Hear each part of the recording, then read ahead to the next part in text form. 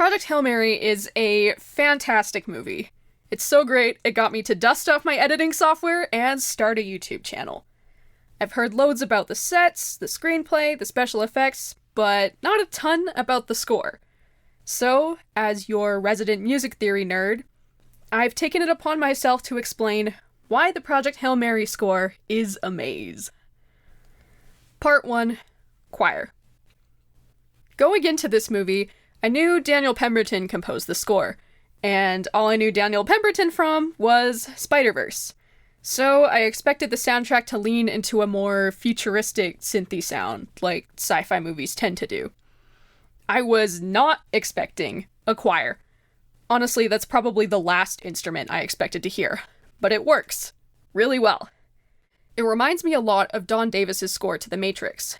In both movies, humanity bands together to fight their own extinction, and in both cases, the composers chose to represent that struggle with human voices united in a choir. 10 out of 10, no notes. But that's just the surface level of how this score portrays humanity's impending doom. Let me introduce you to Part 2, Dies Irae. You know the Wilhelm scream? And how it gets used as a silly Easter egg in a lot of movies? Well, film composers have a similar thing going on, but instead of silliness, they use it to convey death, devastation, and general doom and gloom. It's called the Dies Irae motif, and it starts way back in ye olden days with this snippet of plain chant. Dies Irae, Dies Irae. That's the first phrase of the Dies Irae, a chant that was written for the Requiem Mass. It's very uplifting and talks about facing judgment upon one's death.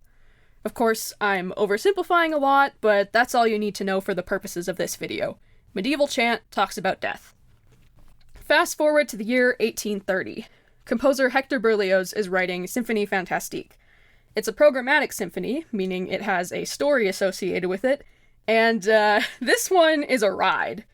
Basically, it's about this self-insert character who suffers from unrequited love, takes a bunch of drugs, and then hallucinates about murdering his crush and then being executed for it.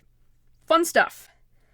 The last movement takes place just after the imaginary guillotine falls. Our guy starts having visions of a troupe of witches and monsters holding his funeral. He finds out that his love interest was a witch all along, and she joins the witches' dance. And then something interesting happens. Here's what the program notes have to say about it. The funeral knell tolls, a burlesque parody of the Dies Irae, the dance of the witches. The dance of the witches combined with the Dies Irae. End quote. In this piece of music, Berlioz invokes the idea of death by quoting the Dies Irae. He uses it to tell the audience what's happening in the story at that moment. Consensus is, this was the first case of a composer doing that. After Symphonie Fantastique premiered in 1830, composers all over classical music started referencing the Dies Irae as a way to represent death. And unsurprisingly, this tradition continued into the realm of film music. Film composers usually either quote the full phrase, "Ah, so you haven't told them your little secret," or just the four-note motif to invoke this feeling of doom. It's become a kind of game. How do I hide this Easter egg in the soundtrack without it feeling like an out-of-place Wilhelm scream? There are many strategies composers can use. They can commit to the bit and choose not to hide it at all, or hide it on offbeats, or bury it in a polyphonic texture, or capitalize on the fact that the Dies Irae starts with the same four notes as Carol of the Bells. There's a lot of things you can do. Enter Project Hail Mary, a movie about a suicide mission to save humanity from extinction. It's not a question of if the Dies Irae shows up in the soundtrack, but how. And that's where things get interesting. Quick definition, a leitmotif is a snippet of music that represents something in the story in a film, show, opera, etc. This is the leitmotif for the Project Hail Mary in the movie Project Hail Mary. When this leitmotif plays, something related to the project is happening. The sole survivor on the Hail Mary wakes up, Grace and Carl discover how to breed astrophage, Grace gets top secret clearance and learns what the project is, Grace Rocky saves stars. Generally, when something plot relevant and therefore project relevant happens, we get this leitmotif. Now, some of y'all have probably noticed that the Project Hail Mary motif sounds a lot like the Dies Irae. And you're right. This is the Dies Irae. This is the Project Hail Mary motif. This is the two of them together. The main theme of this movie is derived from the Dies Irae. The composer took the Dies Irae, then scooted it up a diatonic third. Now, because the notes in the Western diatonic scale are not all the same distance apart, when Daniel Pemberton scooted up, or transposed, the Dies Irae, some of the intervals between notes got changed, so it doesn't sound completely minor anymore. It no longer feels like a funeral dirge, it's got a bit of hope to it now. This modified, more hopeful version of the Dies Irae serves as the central motif for the movie. A movie about humanity battling an extinction event. Which, yeah, I freaked out when I realized that. Another cool thing about this motif is that it still works no matter if you play it over a major or a minor harmony, which makes it a lot more emotionally versatile. In the PowerPoint scene, the motif captures the desperation of everyone putting together a suicide mission to save the planet. Later, it does equally well at expressing the triumph when Grace takes his helmet off and is able to breathe. Same motif, different harmony. Good writing. But we're not done yet! It wasn't enough to derive the main theme from the movie from the Dies Irae. The original Dies Irae also shows up from time to time, but now it's easier to hide the Easter egg because of that modified main theme. It's like if you had a comedy action movie where everyone screamed kinda like the Wilhelm scream, but not quite. So the original Wilhelm scream feels more natural, like it belongs in the movie. Maybe that's not the best metaphor. Anyway, the modified Dies Irae, aka the main theme of the movie, shows up pretty much whenever something related to the project or important to the plot happens. The original Dies Irae isn't as common, but based on when it does show up, it seems to keep its previous associations with death and destruction. The first time I remember hearing it is when we first get a good look at Rocky. Specifically, it's in the shot that zooms in on his wedding band. The original Dies Irae is at the forefront, but if you listen really closely, the Project Hail Mary motif is barely audible, played a couple octaves higher.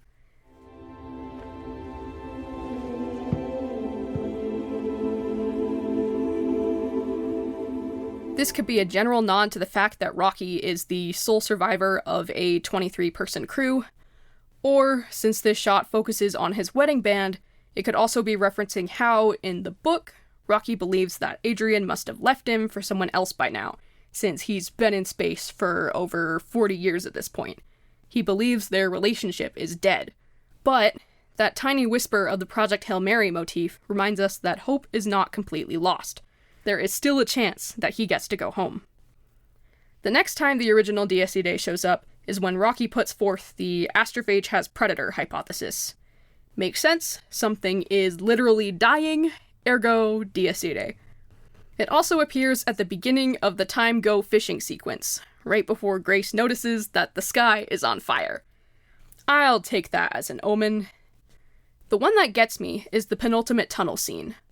Right before Grace waves goodbye for what he thinks is the last time, the Dies Irae plays. The soundtrack equates this goodbye to dying.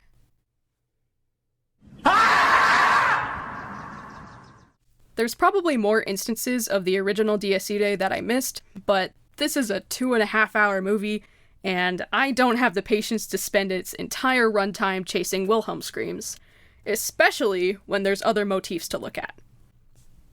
Part 3. The Psychology of Leitmotifs. Why are leitmotifs so important anyways? It has to do with the psychology of memory. Now, I have taken a grand total of 1 college-level psych class, so this is going to be a very surface-level explanation. There will be sources in the description if you want to read further. So, as humans, we can store 2 types of long-term memories. The first is declarative memory, which includes facts, events, and other information that you consciously committed to memory. Answers to questions like, what is your name? Who is the current president of the United Nations? And when was the last time you had a doctor's appointment? These are all declarative memories. The other kind of memory, non-declarative memory, encompasses many different subtypes of memories that are created unconsciously. Habits, procedures, or muscle memory, and associations are all examples of non-declarative memory. When you watch a movie for the first time, your brain is hard at work encoding both kinds of memories. Consciously, you're using declarative memories to store information about the movie's plot, the characters' names, and your opinions about the movie. Unconsciously, you're creating non-declarative associations between the different sights, sounds, and emotions that you're experiencing. Film composers are aware of this unconscious process and exploit it to cause emotional damage. To explain how this works, I'm going to be using what I'm calling the "oh shucks" leitmotif as an example. Here's what that sounds like.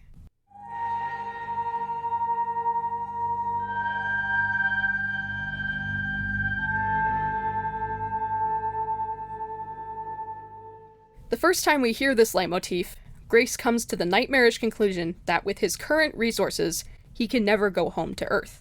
As we're watching this scene, consciously, we're thinking, what's going on? How is this happening? Unconsciously, we're making associations between the music we're hearing and the emotions we're feeling in that scene. Our lizard brains are learning that equals panic. Fast forward to the classroom scene. Grace's students are freaking out. And again, we hear, and half the Earth will die of starvation. Well, We're all gonna die! In response, our brains automatically relive a bit of the panic we felt the first time we heard that leitmotif. At the same time, the content of this scene reinforces the association between those emotions and the music.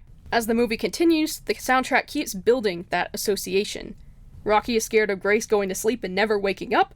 Play the leitmotif. Grace almost dies from mechanical suffocation. Play the leitmotif. An entire building unexpectedly gets vaporized 3 days before launch. Play the leitmotif. Each time the leitmotif appears, the emotional association gets stronger, snowballing into something powerful. The composer is building a weapon, sharpening the axe so it cuts the deepest at the perfect moment. The moment arrives in the conference room.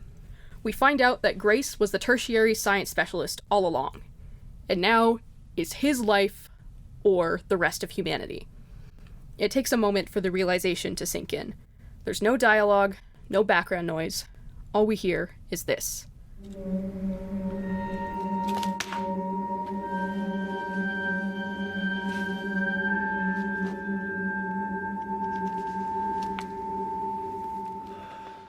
After building up to it for the entire movie, teaching our subconsciouses what this music means, the leitmotif is now strong enough to carry the emotional weight of this scene. The sheer panic we've come to associate with the music comes flooding back, coupled with the new realization of our protagonist's fate. Part of why this scene hurts so much to watch is the fact that we're not just experiencing the emotion of this one scene. Because of how that leitmotif is used, we're also feeling the culmination of all the panic and terror from the previous scenes that use this leitmotif. That's, in a nutshell, how leitmotifs work psychologically. Not only do they connect different scenes together, but they build off the emotions of each scene they feature in, like an emotionally damaging snowball rolling down a hill. The Project Hail Mary score weaponizes this cumulative effect by being selective about which leitmotifs get used and when. Not just with the "oh shucks" leitmotif, but also the modified Dies Irae we talked about earlier, the humanity theme, Rocky's leitmotifs, and others. Side note, if you want to see a full leitmotif guide for this movie, put it in the comments and I will make one. Part 4. Connecting scenes. Leitmotifs aren't the only way to connect different scenes emotionally. Reusing entire tracks, repeating scales, or bringing back similar instrumentation are all ways to achieve that same effect. And you can find examples of all of these in Project Hail Mary. Let's start with the track Box in a Box. It plays when Grace and Carl discover the astrophage breeding process, and continues into the montage of Grace traveling to the aircraft carrier. It's kind of a goofy scene. We see Grace bond with people through scientific collaboration, and then we get a montage of him being woefully out of his depth as he's chucked on a plane and flown across the ocean. This track is repeated verbatim later in the movie, when Rocky shows up unannounced at the Hail Mary's doorstep. This tells our unconscious minds, hey, remember how goofy that earlier scene was? This scene is the same flavor of goofy.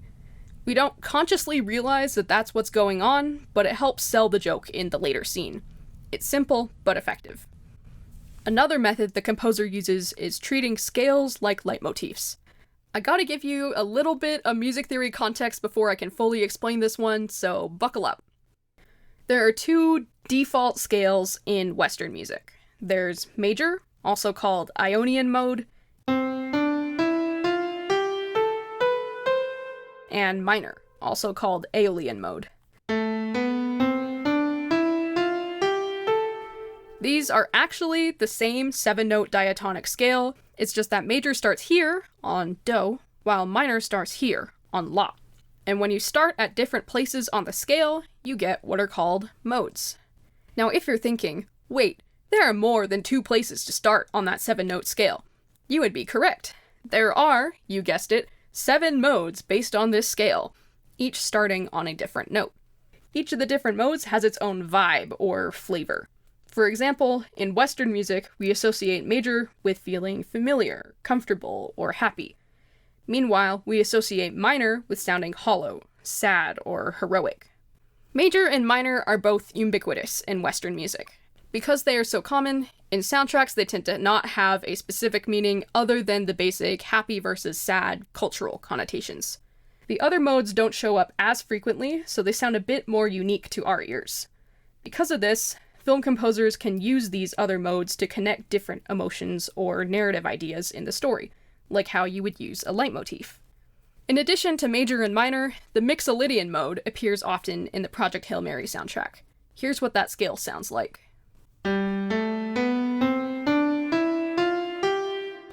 This mode is pretty versatile. It can sound like a lot of things, but people tend to describe it as quirky, bluesy, or hopeful.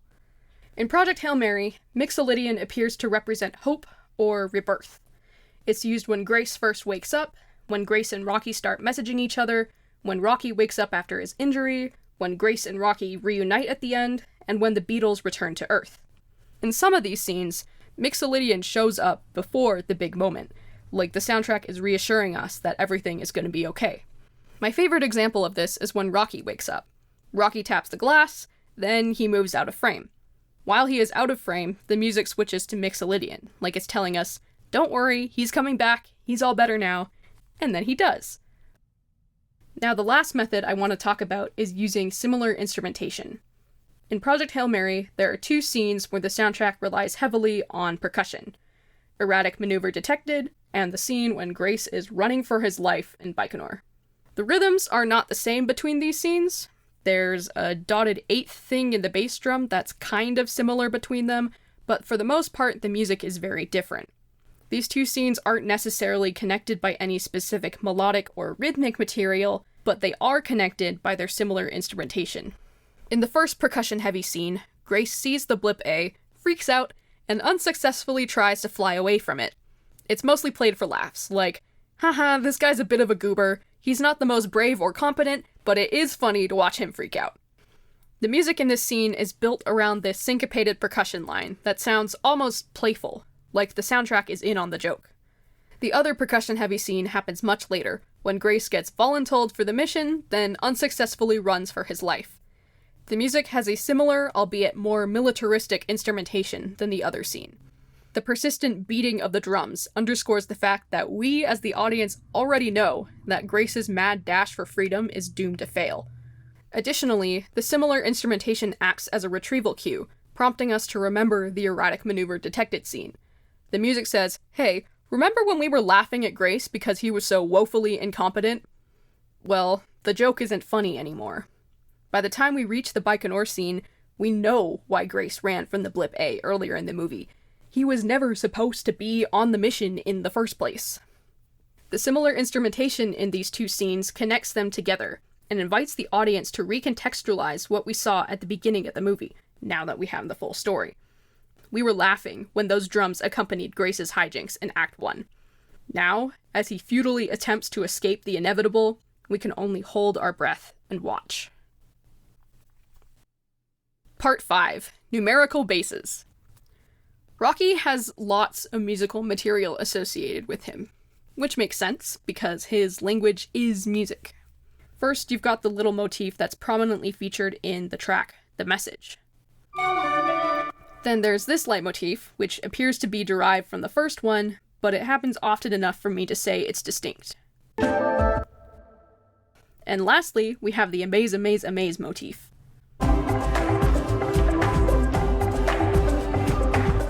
All of these leitmotifs sound pretty similar, like they belong together, and that's probably not an accident. It so happens that these leitmotifs are actually cut from the same cloth. Let me explain. So remember earlier in the video how we talked about modes?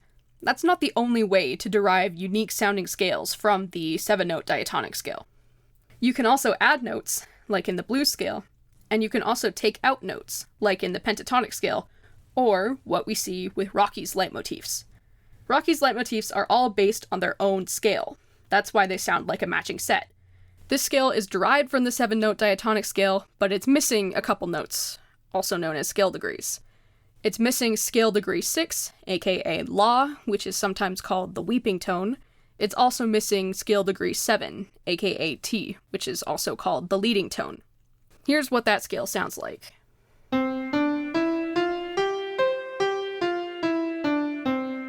It's familiar, comfortable, stable. It helps communicate to the audience that this character is a friend. But that's not the cool part yet. The default scales for this, and almost every other soundtrack in the West, are major and minor, which are both modes of the 7-note diatonic scale. The Project Hail Mary and Humanity leitmotifs use these scales. So you could say that these leitmotifs are in bass 7. Meanwhile, Rocky's leitmotifs use a 5-note scale. His motifs are in bass 5. Now here's the cool part. As humans, we count in bass 10 because we count on 10 fingers. Iridians count on 6 fingers, so they use bass 6. The difference between the characters' number systems is paralleled by the score. The leitmotifs associated with these characters also use different scales based on different number systems. That's not to say Rocky's leitmotifs are always in bass 5 though. In some cases, the leitmotifs stay in bass 5, but the accompaniment surrounding them uses the standard bass 7. For example, in the track The Message, the melody is made of variations of Rocky's first leitmotif.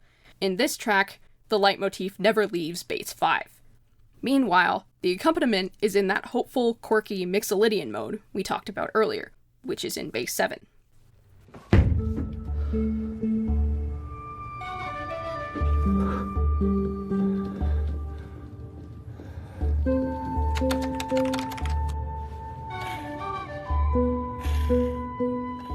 A couple scenes later, in the track Clock Numbers, which might just be my favorite track in the whole score, Rocky's leitmotifs start to venture outside of bass 5.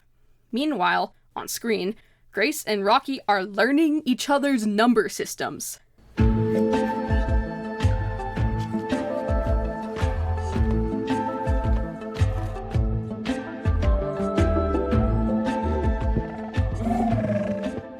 In The Message, they're just sending each other coffee cans and models to each other through space. There's no language exchange happening yet, so Rocky's leitmotifs stay in bass 5. In Clock Numbers, they're actually learning each other's number systems and languages. Now that there is a language exchange happening, Rocky's leitmotifs start reaching up into those higher bass 7 scale degrees. The soundtrack shows us that he's learning the human counting system. Damn! Then the score takes a break from scale degree shenanigans for a while, since Grace and Rocky are off saving the world. But it comes back in the first Amaze, Amaze, Amaze track. This music is solidly in bass 5, probably for foreshadowing reasons, since the only other time it repeats is on Arid at the very end. However, there are 2 times the melody wanders into Grace's bass 7. The first is the moment Grace gives Rocky the beanbag of earth.